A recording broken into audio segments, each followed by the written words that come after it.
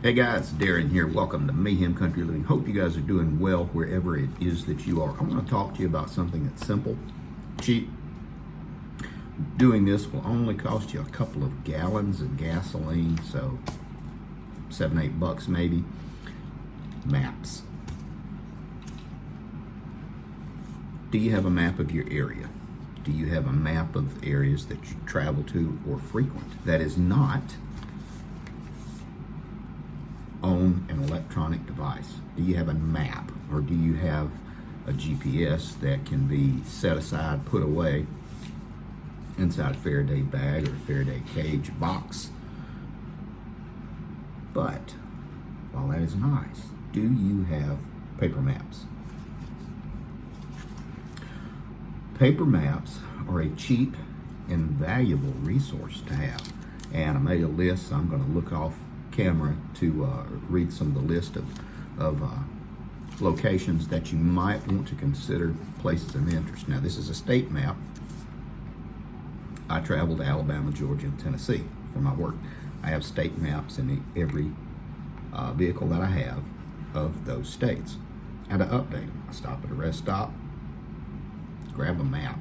They're updated usually about every year, depending on the budget of the state.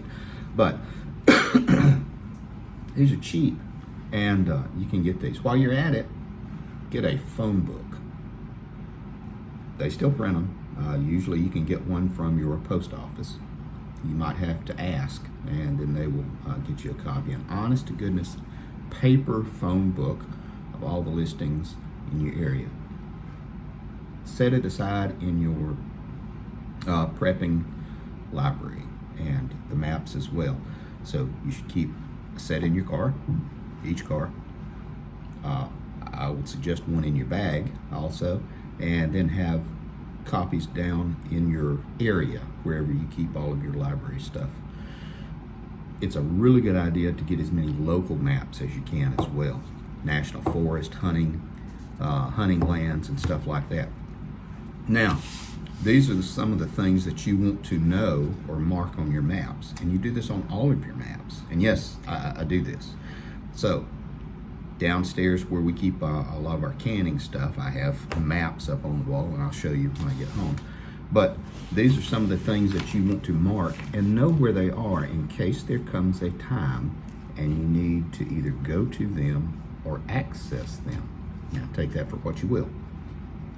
Fire departments, doctor's offices, including Doc in the Boxes, veterinary clinics. Fantastic supply of resources right there. Your EMS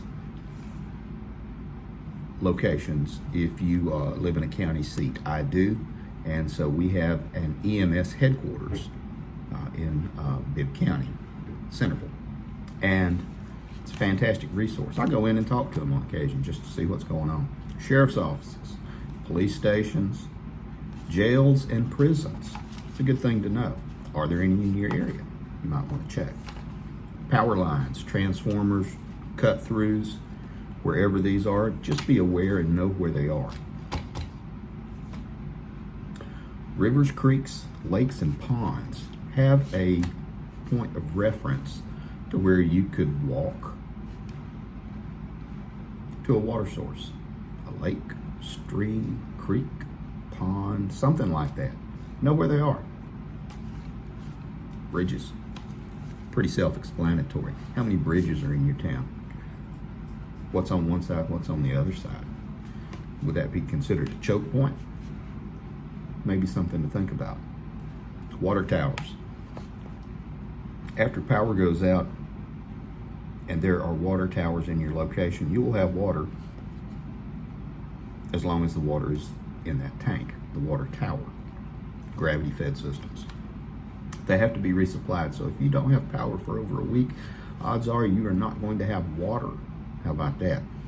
Wastewater treatment facilities, something else just to know about, just to make sure you have a good knowledge of these in your area. Grocery stores, obvious reasons. Pawn shops, gun stores, sporting goods stores. Know where your main roads are. Again, this applies to choke points. Plant nurseries. That's a really good one. Cell phone towers, hardware stores, feed stores. Feed stores, you can get animal feed, you can get seed, and you can also get a variety of fertilizers. Airports, county airports, and field strips to where planes can land and can depart from.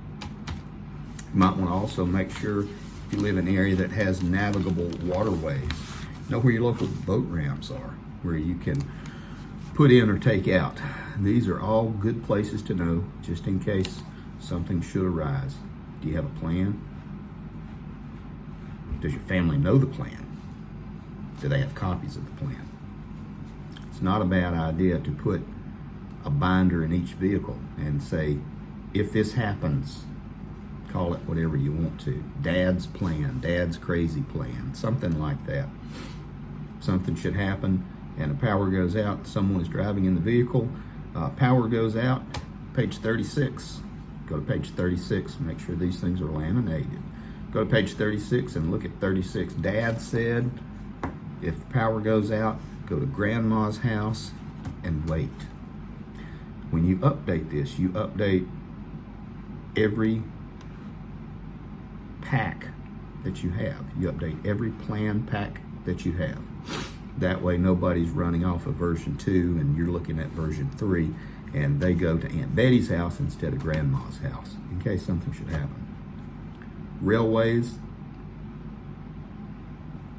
railroad trestles, roundhouses, railroad stations. These are all things to consider. Bus stations.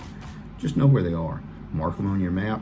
Odds are you'll never use them, but it's good to know where everything is in your location. One thing I will say, a lot of the maps do not have military bases on them. So you might have to drive around and look for National Guard armories, things like that, just to make sure that you know where everything is in your town, in your community, just in case. Take care of your people.